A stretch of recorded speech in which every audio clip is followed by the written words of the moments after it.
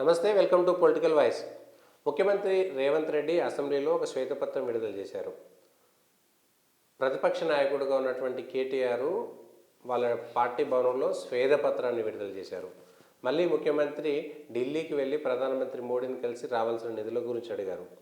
ఈ అన్ని అంశాలపైన అసలు శ్వేతపత్రంలో ఏమున్నది, యాక్చువల్గా ఉండాల్సింది ఏమిటి అనే అంశంపైన సీఏగా ఉన్నటువంటి భారతీయ జనతా పార్టీ నాయకులు బీరప్ప గారు ఉన్నారు.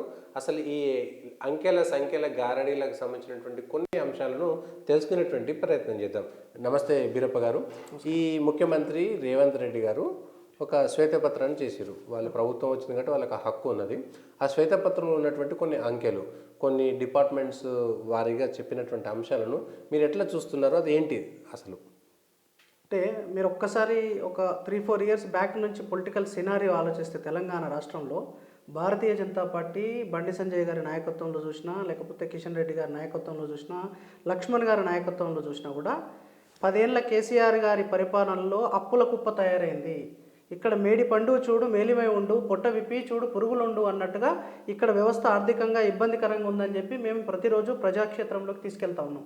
అదే ఈరోజు నిజమని అసెంబ్లీ సాక్షిగా రేవంత్ రెడ్డి గారి యొక్క ప్రభుత్వం ప్రవేశపెట్టింది శ్వేతపత్రం రూపంలో.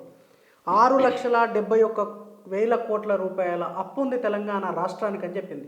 ఏ రోజు కూడా కేసీఆర్ గారు కానీ, వారి పార్టీ మంత్రులు కానీ, వారి పార్టీ నాయకులు కానీ, ప్రభుత్వం కానీ ఏ రోజు కూడా ఈ యొక్క నెంబర్స్ని ప్రజలకు వివరించే ప్రయత్నం చేయలేదు, దాచిపెట్టే ప్రయత్నం చేసింది. ఎక్కడ పడితే అక్కడ అప్పు తీసుకొచ్చింది, పప్పన్నం పెట్టే ప్రయత్నం చేసింది. ఈరోజు ప్రజలకు లేనిపోని హామీలు ఇచ్చి అట్టర్ ఫెయిల్యూర్ అయిన ప్రభుత్వం బీఆర్ఎస్ ప్రభుత్వం అని చెప్పి మనకు అసెంబ్లీ సాక్షిగా ప్రూవ్ అయింది. ఓకే. ఆ శ్వేతపత్రంలో ఏ కార్పొరేషన్ నుంచి అప్పులు తీసుకొచ్చారు? ఈ అప్పులు అంటే అప్పులు తీసుకొస్తేనే కదా మనకు వృద్ధి చెందేది అనేటువంటిది ఒక మాట కేటీఆర్ చెప్పారు. కేంద్రంలో మోడీ సర్కార్ కూడా అప్పులు తీసుకొచ్చింది, ఇక్కడ కూడా తీసుకొచ్చడం తప్పైంది అని అంటున్నారు. ఒక్కసారి మీరు ఆలోచించండి అన్న, విద్యుత్ పవర్ మొత్తం 24 అవర్స్ ఫ్రీ ఇస్తా అన్నాడు.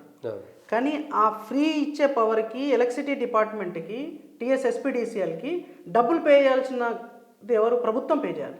కానీ ప్రభుత్వం పే చేయలేదు. అంటే తెలంగాణ ప్రజలు ఒక్కసారి ఆలోచించాలి. కేసీఆర్ ప్రభుత్వం ఫ్రీగా కరెంట్ ఇవ్వలేదు. అది మోసం చేసింది ఎవరు మోసం చేశారు? ఎస్పీడీసీఎల్ మోసం చేశారు. అక్కడ అప్పుల కుప్ప పెరిగిపోయింది.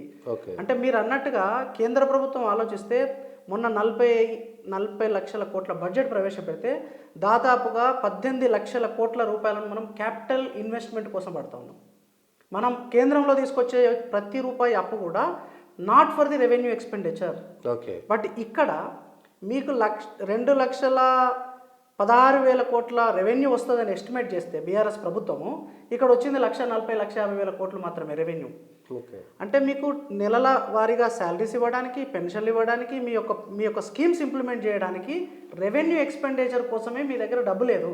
మీరు అప్పు తీసుకొచ్చి రెవెన్యూ ఎక్స్పెండిచర్ ఇంకర్ అవుతారు. అంటే క్యాపిటల్గా నిర్మాణాత్మకంగా ఏం చేయట్లేదు, ఎంప్లాయ్మెంట్ ఏం క్రియేట్ చేయట్లేదు, ఉత్పాదకత ఏం పెంచట్లేదు, మౌలిక వసతుల కల్పన లేదు. కాబట్టి అప్పు తప్పు అంటున్నాం తప్ప అప్పు తప్పు కాదు. అంటే బడ్జెట్ లోటు, రెవెన్యూ లోటును పూడ్చుకోవడానికి అప్పు చేస్తా ఉన్నారు. అది క్యాపిటల్ లోటు పూడ్చుకోవడానికి, నిర్మాణాత్మకమైన మౌలిక సదుపాయాల కోసం అప్పు చేస్తే అది తప్పు కాదు. ఓకే. అప్పుడే మనం డెవలప్ మళ్ళీ వస్తాయంటారా? 100% వస్తాయి. కానీ ఇప్పుడు మనం రోడ్స్ నిర్మాణం చేస్తున్నాం NHA ప్రాజెక్ట్స్లలో. రోడ్స్ నిర్మాణం చేసినప్పుడు మన cost of per kilometre cost of transport అనేది 3 అంతలు తగ్గిపోయింది ఇప్పటికి, ఇక్కడ 10 ఏళ్లలో. అదేవిధంగా మనం పోర్ట్స్ కనెక్ట్ చేస్తూ ఉన్నాం NH రోడ్స్ని. దీని ద్వారా మనం ఎక్స్పోర్ట్స్ ఈజీగా చేయగలుగుతా ఉన్నాం. వచ్చే ఇంపోర్ట్స్ని త్వరితగతిన ప్రజలకు అందియగలుగుతా ఉన్నాం. కొన్ని ఇమీడియట్ 24 అవర్స్లో డెలివరీ చేయాల్సిన ఇప్పుడు టమాటా ఇట్లాంటివి ఉంటాయి, మనకు ఫిషరీస్ ఉంటాయి కదా, నిత్యావసర వస్తువులు ఉంటాయి. వాటిని ఇమీడియట్గా మనం సప్లై చేయగలుగుతున్నాం, ప్రజలకు అందియగలుగుతున్నాం. కరోనా సమయంలో కూడా మనం ట్రాన్స్పోర్టేషన్ ద్వారా ఎక్కువ ఈ మెడిసిన్ని త్వరగా అందించగలిగినాం. ఇట్లా చాలా అద్భుతమైనవి ఉంటాయి. ఇప్పుడు ఎయిర్పోర్ట్స్ వచ్చినాయి. ఎయిర్పోర్ట్స్ వల్ల ఎంతో డెవలప్ అవుతా ఉంది, అభివృద్ధి జరుగుతూ ఉంది. అందుకోసమే కదా ఈరోజు భారతదేశము 5వ అతిపెద్ద ఆర్థిక వ్యవస్థగా ఆవిర్భవించిందంటే ఆల్ బికాస్ ఆఫ్ ఈ డెవలప్మెంట్. తెచ్చినటువంటి అప్పులు మౌలిక వస్తువుల కల్పనకు పెట్టుబడులు పెట్టాలి, కానీ ఉచిత పథకాలకు ఇవ్వడం వల్ల ఈ లోటు ఏర్పడుతుంది అనేటువంటిది అర్థం చేసుకోవచ్చు. ఓకే. ఈ అంశంలో రేవంత్ రెడ్డి సర్కార్ అంటే వీళ్ళు కూడా 6 గ్యారెంటీలు ఇచ్చారు, అందులో బస్సులు ఉచితం, ఇంకేవేవో ఉచితం అన్నారు. మరి ఈ అంశాలు ఏ శ్వేతపత్రం అయితే విడుదల చేసినటువంటి దాంట్లో ఉందో ఈ అంశాలు దీంట్లోకి రావంటారా? అన్ని అందులోకే వస్తాయండి. అదే కాంగ్రెస్ ప్రభుత్వం రేవంత్ రెడ్డి గారు రాబోయే రోజులలో ఇప్పుడు కొత్త కాబట్టి ఎవరు ప్రశ్నించట్లేదు. ఓకే 100 రోజుల తర్వాత అందరూ ప్రశ్నిస్తారు. ఓకే ఇదే రేవంత్ రెడ్డి గారు ఏం చెప్పారండి, ఈ రాష్ట్రంలో అప్పుల కుప్ప తయారైంది, ఈ రాష్ట్రంలో 1,00,000 కోట్ల కుంభకోణం జరిగింది ఇక్కడ కాళేశ్వరం ప్రాజెక్టులో, ఈ రాష్ట్రంలో ప్రతి డిపార్ట్మెంట్లలో ఈరోజు అవినీతి జరుగుతూ ఉంది, వీటన్నిటి మీద ఈడీ ఇన్వెస్టిగేషన్ చేయాలని చెప్పి కేంద్ర ప్రభుత్వాన్ని ప్రశ్నించాడు. రేపు రేవంత్ రెడ్డి గారిని మనందరం ప్రశ్నించమండి. మరి ఇన్ని కాళేశ్వరం ప్రాజెక్టులో ఇంత అవినీతి జరిగితే వీరన్నా ఇక్కడ ఇన్వెస్టిగేషన్ చేయాలి, లేకపోతే కేంద్ర ప్రభుత్వానికన్నా ఈడీ వాళ్ళకన్నా రాయాల్సిన అవసరం ఉంటుంది. సో వీళ్ళకందరికీ వాస్తవాలు తెలుసు. శ్వేతపత్రం పేరుతోటి ఈ హామీలను పోస్ట్పోన్ చేసే లేకపోతే తప్పించుకునే పరిస్థితిలోకి వెళ్ళే ప్రయత్నం చేస్తున్నారు కాంగ్రెస్ ప్రభుత్వం వాళ్ళు. శ్వేతపత్రం పేరుతోటి వీళ్ళ యొక్క తప్పులను కప్పిపుచ్చుకునే ప్రయత్నం చేస్తూ ఉన్నారు కేటీఆర్ గారు. కానీ కేటీఆర్ శ్వేతపత్రం విడుదల చేసినప్పుడు 50 లక్షల కోట్ల రూపాయల సంపదను తెలంగాణలో మేము సృష్టించినాం, ఇది మా ఘనత అని చెప్పారు. ఆ 50 లక్షల కోట్లు ఎక్కడ ఉన్నాయి? నీ లంక బిందెలు అన్నీ ఇక్కడ ఉన్నాయంట, ఫామ్ హౌస్లో, కేసీఆర్ ఫామ్ హౌస్లో ఉన్నాయంట. 50 లక్షల కోట్ల లంక బిందెల ఫామ్ హౌస్ ఉంది కాబట్టి 50 లక్షల కోట్ల సంపద సృష్టించారు అంటారు. నాకు అర్థం కాదండి, సంపద అనేది ఎట్లా మెజర్ చేస్తాం? 2 తీర్ల మెజర్ చేస్తాం నాకున్న నాలెడ్జ్ ప్రకారం చెప్తున్నా. ఒకటి క్యాపిటల్ ఎక్స్పెండిచర్, మౌలిక సదుపాయాల కల్పన చేస్తే దాన్ని కూడా సంపద అంటాం. ఎందుకంటే దాని నుంచి సంపద సృష్టించబడుతుంది over a period of 10 years, 20 years, 100 years. రెండవది జిఎస్డిపి, అంటే మనం చేసే ఉత్పాదకత, మనం ఇచ్చే సర్వీసెస్, మనం తయారు చేసే ప్రతిదీ కూడా ప్రొడక్షన్ అంతా కూడా జిఎస్డిపిలో కన్సిడర్ అవుతుంది. ఓకే. సో తెలంగాణ రాష్ట్రం యొక్క జిఎస్డిపి 13 లక్షల కోట్ల రూపాయల చిల్లర ఉంది. ఓకే. ఇక్కడ తెలంగాణ రాష్ట్రంలో మొత్తం ఇప్పటి వరకు 14 లక్షల కోట్ల రూపాయలు దాదాపుగా తెచ్చిన అప్పులు, పెట్టిన బడ్జెట్, రెవెన్యూ అంతా కలిపి 14 లక్షల కోట్ల రూపాయలు ఖర్చు పెట్టినాం. ఓకే. మరి 50 లక్షల కోట్ల సంపద ఎక్కడి నుంచి వచ్చింది అంటే వేర్ ఇట్ ఈస్ లొకేటెడ్ అనేది ఇప్పుడు పెద్ద ప్రశ్న. ఎట్లయితే 22 రేంజ్ క్రూవర్స్ ఏదైతే దాచిపెట్టిరో, ల్యాండ్ క్రూవర్స్ దాచిపెట్టిరో, 22 కొన్నారట, కొన్ని దాచిపెట్టారట ఎక్కడ, విజయవాడలో. అట్లే ఈ 50 లక్షల కోట్ల రూపాయలు ఎక్కడ దాచిపెట్టారు అనేది ఇప్పుడు తెలంగాణ ప్రజలు అడగాల్సిన ప్రశ్న. ఇది చూపించాలి కదా కేటీఆర్ గారు ఎక్కడ ఉందని చెప్పి. ఉత్తనే ప్రజెంటేషన్ నేను కూడా చెప్తాండి. అంటే మేము ప్రాజెక్టులు కట్టినాం, కాళేశ్వరం కట్టినాం, మిగిలిన ప్రాజెక్టులు కట్టినాము, లేదంటే హైదరాబాద్లో స్ట్రాటజిక్ డెవలప్మెంట్ ఎస్డిపికి సంబంధించినటువంటిది మేము చేసినాము, హైదరాబాద్లో పెట్టుబడుల స్వర్గధామం చేసినాము, ఇన్ని లక్షల కోట్ల రూపాయల పెట్టుబడి ఈరోజు హైదరాబాద్కి వచ్చిందంటే అది టీఆర్ఎస్ ఘనత, ఇదంతా 50 లక్షల కోట్ల సంపద అనేటువంటి వాళ్ళు చెప్తున్నారు. అవన్నీ వచ్చినాయి కాబట్టి ఇప్పుడు మీరు జిఎస్డిపి తీసుకుంటే close to 60% of GSDP is coming from service sector, అంటే సాఫ్ట్వేర్ సెక్టర్. ఓకే. హైదరాబాద్కి ఇన్వెస్ట్మెంట్ వచ్చింది, అది కేటీఆర్ పెట్టలేదు, టీఆర్ఎస్ ప్రభుత్వం పెట్టలేదు, బయట నుంచి వచ్చి పెట్టారు. ఇప్పుడు కాదు, 30 ఏళ్ళ నుంచి పెడుతున్నారు, 40 ఏళ్ళ నుంచి వస్తూనే ఉంది, ఇప్పుడు కూడా వచ్చింది. ఓకే. సో ఆ వచ్చిన దాని నుంచి, ఇన్వెస్ట్మెంట్ నుంచే మీకు జిఎస్డిపి జనరేట్ అయింది.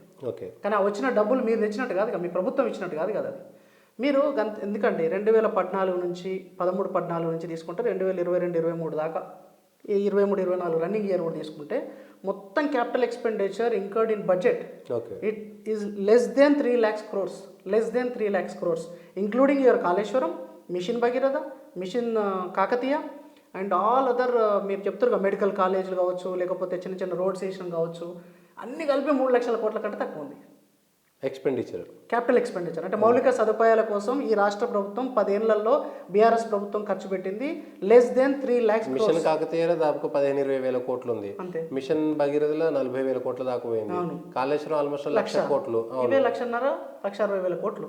ఇంకెక్కడండి? ఇంకా చెప్పండి. మీరు ఎన్ని మెడికల్ కాలేజీలు కట్టిరు అనుకుందాం, కట్టలేదు వాస్తవంగా. ఇప్పుడు మా జనగాం ఉంది, ఆడొక 50 కోట్లు కూడా ఖర్చు పెట్టలేదు, సగంలో అయిపోయింది. జిల్లాలో సమీకృత కలెక్టరేట్ భవనాలు అన్ని కలిపే, సెక్రటేరియట్ అన్ని కలిపి వాళ్ళు ఖర్చు పెట్టి ఎంత అవుతుంది సార్? అది ఎంత మొత్తం కలిపినా కూడా మీకు 1000 కోట్ల బడ్జెట్ కాదు. ఓకే. ఒక medical college is less than 500 crores నాకు తెలిసి, 400-500 crores. అట్లా మీరు 30 వేసుకున్నా కూడా మీకు అంతా 15,000 కోట్లు. ఓకే. అట్లా ఎట్లా చూసినా కూడా 3 లక్షల కోట్ల కంటే తక్కువ ఉంది. Papers I can prove you. 3 లక్షల కోట్ల పెట్టుబడి అయితే అంటే అంత ఉత్పాదకత వస్తుంది కదా. ఎక్కడొస్తుంది? కాళేశ్వరం మునిగిపోయింది కదా. కాళేశ్వరంలో 1,00,000 కోట్లు కరప్షన్ జరిగింది, ఆ పెట్టిన రూపాయి కూడా పనికి రాకుండా పోతుంది అని చెప్పి ఈరోజే తెలంగాణ రాష్ట్ర ప్రభుత్వం రేవంత్ రెడ్డి గారి సమక్షంలో మేడిగడ్డకి వెళ్ళినట్టు మళ్ళీ పరిశీలన చేయడానికి. ఆల్రెడీ కేంద్రం నుంచి బృందం వచ్చి పరిశీలన చేసింది. అక్కడ ఇసుక మీద కట్టిరు, అది కరెక్ట్గా లేదు, ఏ రోజైనా కూలిపోవచ్చు, ఇది ఇబ్బందికరంగా ఉందని చెప్తూనే ఉన్నారు. అది కాకుండా దానిలో ఎంతో అవినీతి జరిగింది ఆ కట్టిన ప్రాజెక్టులో. మిషన్ కాకతీయలో కూడా చాలా అవినీతి జరిగింది. వాళ్ళ టీఆర్ఎస్ పార్టీ కార్యకర్తల కోసం మిషన్ కాకతీయ వల్లనే ఈరోజు చెరువులు నిండుతున్నాయి, భూగర్భ జలాలు పెరిగినాయి, రైతులకు పంట వస్తుంది కాబట్టి అది ఎట్లా వేస్ట్ అవుతుందని అంటారు? అంటే ఒక్క మాటలో చెప్పాలంటే ఈ బీఆర్ఎస్ ప్రభుత్వము కేసీఆర్ గారి కుటుంబము వాళ్ళు చెప్పే విధానం ఎట్లుంటుందంటే అబద్ధాలలో ఆస్కార్ అవార్డు వస్తుంది వాళ్ళకు. ఎందుకంటే పంచభూతాలు కూడా 2014 కంటే ముందు ఇక్కడ తెలంగాణ రాష్ట్రం ఏర్పడి బీఆర్ఎస్ ప్రభుత్వం రావడానికంటే ముందు తెలంగాణ రాష్ట్రానికి పంచభూతాలు లేవు. గాలి లేదు, నీరు లేదు, అసలు ఏది నిప్పు లేదు, ఏ విధమైన సౌకర్యాలు లేని తెలంగాణ రాష్ట్రంలో కేసీఆర్ గారు ముఖ్యమంత్రి కావడం వల్లనే నీళ్ళు వచ్చినాయి, వర్షాలు వచ్చినాయి, కరెంట్ వచ్చింది అన్నట్టు చెప్తారు.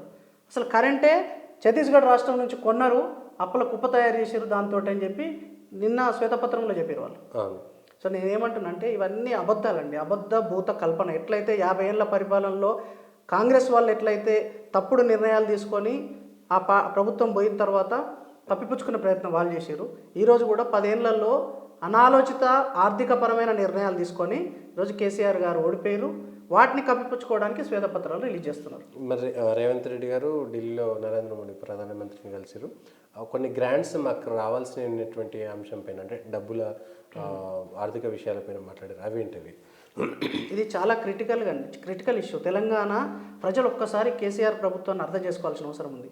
మీరు ఒక్కసారి ఒక 3 years బడ్జెట్ చెప్తాను నేను.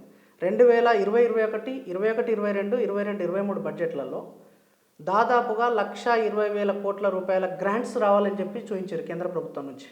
కేసీఆర్ సర్కార్ ఈ మొన్న పెట్టిన 3 లక్షల కోట్ల బడ్జెట్ ఉంది కదా, దాదాపుగా అందులో 41 కోట్ల వేల రూపాయలు 41,000 crores రూపీస్ గ్రాంట్స్ రూపంలో కేంద్రం నుంచి రావాలని చూపించారు. అది పచ్చి అబద్ధం. ఇంతకంటే ముందు మనకు రఘునందన్ రావు గారు మాట్లాడిన అసెంబ్లీలో, ఈటల రాజేంద్ర గారు మాట్లాడిన, మన అసెంబ్లీలో మన బీజేపీ ఎమ్మెల్యేలు ఎవరు మాట్లాడినా కూడా ఇది తప్పు అని చెప్పారు. ఎందుకంటే వీళ్ళు ఏం చేశారంటే 2 లక్షల కోట్ల ఇన్కమ్ లేని తెలంగాణ బడ్జెట్ని 3 లక్షల కోట్లకు తీసుకెళ్ళి ఎస్కలేట్ చేశారు. ఎందుకు చేయాల్సి వచ్చింది ఎస్కలేషన్ అంటే ఈ ఉచిత హామీలు రావాలంటే బడ్జెట్ పెరగాలి. ఈ హామీలు ఇయ్యరు కానీ బడ్జెట్లో ప్రవేశపెడతారు. దళిత బంధుకి 17,000 కోట్లు ప్రవేశపెడతారు కానీ రాదు. అది ఎందుకు రాదంటే మేము కేంద్రం నుంచి గ్రాంట్లు అడిగినాం, వాళ్ళు ఇవ్వలేదని అబద్ధం చెప్పడానికి చెప్తారు. కానీ 41,000 కోట్ల రూపాయలు ఈరోజు మనకంటే 5 రెట్లు పాపులేషన్ ఉన్న ఉత్తరప్రదేశ్ కూడా పోవట్లే, మనకంటే ఎక్కువ పాపులేషన్ ఉన్న గుజరాత్ ఓన్ బీజేపీ పాలిత ప్రాంతాలకు కూడా పోవట్లే. 1వ తారీఖు ప్రతి సంవత్సరం February 1కి బడ్జెట్ ప్రవేశపెడుతుంది కేంద్ర ప్రభుత్వం. తర్వాత నెల రోజులకి రాష్ట్ర ప్రభుత్వాలు ప్రవేశపెడతాయి. అప్రాక్సిమేట్గా 28 మన దగ్గర ప్రవేశపెడతాం, February 28కి. మరి మనం ప్రవేశపెట్టే బడ్జెట్ కేంద్రం గ్రాంట్ ఎంతైతే డిస్క్లోజ్ చేసిందో ఆ డిస్క్లోజర్ తీసుకోకుండా నీకు ఇష్టం వచ్చిన నెంబర్లని రాసుకుంటాం. ఎస్టిమేషన్స్ అన్ని కల్పితాలు, అబద్ధాలు. దీన్ని ఎందుకు తీసుకొస్తారంటే మేము నిన్న కూడా హరీష్ రావు గారు మాట్లాడారు కదా మన బడ్జెట్ అసెంబ్లీలో, మేము కేంద్రానికి గ్రాంట్ల రూపంలో ఎక్కువ అడిగినాము, వాళ్ళు ఇచ్చింది తక్కువ, కాబట్టి మేము రీచ్ కాలేకపోయినాం మా ఎక్స్పెక్టేషన్స్ అని చెప్పి అబద్ధాలు చెప్పడానికి మాత్రమే గ్రాంట్లను ఎక్కువ చూపిస్తూ ఉంటారు. 2,800 కోట్ల గ్రాంట్లు రావాలని చెప్పి రేవంత్ రెడ్డి గారు మొన్న మోడీ గారి దగ్గర పోయినప్పుడు అడిగారు. ఎప్పటి నుంచి 2014 నుంచి మొదలు పెడితే ఇప్పటి వరకు కేవలం 2,800 కోట్లు రావాలని అడిగారు. 40,000 కోట్లు 2,700 కోట్లకు వచ్చింది. ఇప్పుడు అది 40,000 కోట్లలో మనం ఇవ్వాల్సింది ఇచ్చినాము. మరి ఆ డిఫరెన్స్ అంతా ఎక్కడ పోయినట్టు? అది తప్పు అని చెప్పి రేవంత్ రెడ్డి గారు చెప్పారు. ఇప్పుడు ప్రూవ్ అయిపోయింది. అందుకోసం తెలంగాణ ప్రజలు అర్థం చేసుకోవాల్సింది ఏంటంటే అబద్ధాల పునాదుల మీద తెలంగాణ బీఆర్ఎస్ ప్రభుత్వం ఏర్పడ్డది, ప్రజలను మోసం చేసింది. ఆ మోసాలను పసిగట్టిన ప్రజలే ఈరోజు కేసీఆర్కి బీఆర్ఎస్ ప్రభుత్వానికి బుద్ధి చెప్పారు. రాబోయే రోజులలో కూడా కాంగ్రెస్ ప్రభుత్వం కూడా ఇట్లాంటి ప్రయత్నాలు చేస్తుంది కాబట్టి ప్రజలు చైతన్యవంతంగా ఆలోచించాలి. మద్యం పైన ఆదాయం వస్తుంది కదా, ఈ ఆదాయానికి సంబంధించినటువంటి అంశంలో దీన్ని అడ్జస్ట్ చేసుకోవచ్చు కదా కాంగ్రెస్ సర్కారు. మద్యం పైన ఆదాయం ఇంతకుముందు కూడా 45,000 కోట్లు వచ్చింది. కానీ మన రేవంత్ రెడ్డి గారు ఏం చెప్పారు? ఎలక్షన్ టైంలో 1,00,000 బెల్ట్ షాపులు ఉన్నాయి, 16,000 వైన్ షాపులు ఉన్నాయి, 3-4,000 బార్ షాపులు ఉన్నాయి. తెలంగాణ రాష్ట్రం మొత్తం మద్యం సేవించి యువత అంతా ఖరాబ్ అయిపోతుంది, ప్రాణాలు పోతున్నాయి అన్నారు. మరి ఇప్పుడు ఏర్పడి 20 రోజులు అవుతుంది కదా, దీనికి ఏ విధి విధానాలు అవసరం లేదు. ఒకటే విధానం కావాల్సింది, ఒక జీవో రిలీజ్ చేసి ఎక్సైజ్ డిపార్ట్మెంట్కి ఒక ఇన్స్ట్రక్షన్స్ ఇచ్చేసి మీరు ఈ రోజు నుంచి బెల్ట్ షాపులు నడిపిస్తే ఒప్పుకోవడానికి లేదు, క్రిటికల్ యాక్షన్స్ తీసుకోవాలని చెప్పి ఎందుకు చెప్పట్లేదండి? 1,00,000 బెల్ట్ షాపులు ఉన్నాయన్నారు కదా, మరి ఎందుకు వాటి మీద ఎక్సైజ్ డిపార్ట్మెంట్ యాక్షన్ తీసుకోవట్లేదు? రేవంత్ రెడ్డి గారికి చిత్తశుద్ధి లేదా తెలంగాణ ప్రజల ప్రాణాల మీద? మద్యం అమ్మకాల ద్వారానే డబ్బులు రావాలని ఆలోచిస్తున్నాడా? ఒకవేళ అట్లే అనుకుందాం, బెల్ట్ షాపుల ద్వారా వచ్చే income unofficial income, it is not coming to the government. Only wine షాపుల ద్వారా. అంటే ఇవి వైన్ షాప్ నుంచి కొంటారు కదా, బెల్ట్ షాపులలో కూడా వైన్ షాప్ నుంచి కొంటారు. అది బెల్ట్ షాప్ లేకపోయినా వైన్ షాప్ నుంచి కొంటారు. వైన్ షాప్ మనకు టెండర్ వేసి తీసుకుంటారు. టెండర్స్ తీసుకుంటాం. బెల్ట్ షాప్ టెండర్ ఎక్కడ వేస్తారండి? గ్రామీణ స్థాయి గ్రామాలలో వేసుకుంటున్నారు. అవును. సో ఆ ఇన్కమ్ ఎవరికి పోతుంది? ప్రజలు కల్తీ మద్యం తాగి ఎక్కువ ప్రైస్ కమ్ముతారు అక్కడ, 20-30 రూపాయలు ఎక్కువ కమ్మి ఆ పైసలు అక్కడ కడుతారు వాళ్ళు. ఓవరాల్గా బెల్ట్ షాపుల దగ్గర నుంచి రాష్ట్ర ప్రభుత్వానికి వచ్చేది గుండు సున్నా, ప్రజలకు వచ్చేది హెల్త్ ప్రాబ్లం. మద్యంలో కల్తీ చేస్తారు, ఎక్కువ అవకాశం ఉంటుంది ఊర్లలో తీసుకొచ్చి అమ్ముతున్నప్పుడు. సో ఈ 2 నష్టాలు జరుగుతున్నదాన్ని ఒక్క జీవోతోటి ఎందుకు రేవంత్ రెడ్డి గారు ఈరోజు ఒక సర్క్యులర్ ఇష్యూ చేసి మూసేయించలేకపోతా ఉన్నాడు అంటే వారి చిత్తశుద్ధి వెళ్తా ఉంది. రాబోయే రోజుల్లో ఇవన్నిటికీ సమాధానం చెప్పాల్సిన అవసరం ఉంది కాంగ్రెస్ ప్రభుత్వం. ఓకే, థ్యాంక్ యూ వీరప్ప గారు. ఇది తెలంగాణకు సంబంధించినటువంటి దాంట్లో కేంద్రం నుంచి రావాల్సినటువంటి గ్రాంట్స్ విషయంలో కేసీఆర్ 10 ఏళ్ల పాటు ప్రజలను మభ్యపెట్టి గ్రాంట్స్ ఎక్కువ వస్తాయి కానీ మాకు తక్కువ వచ్చినని కేంద్రం పైన నెప్పనెట్టారు. ఇప్పుడు కూడా అదే శ్వేతపత్రమైన రెండూ కలిపినా కూడా తెలంగాణ ప్రజలు అప్పులతో ఉండాల్సిందే, ఉచిత పథకాలు ఎప్పటికైనా భారమైనటువంటి వారు చెప్తున్నటువంటి విషయం.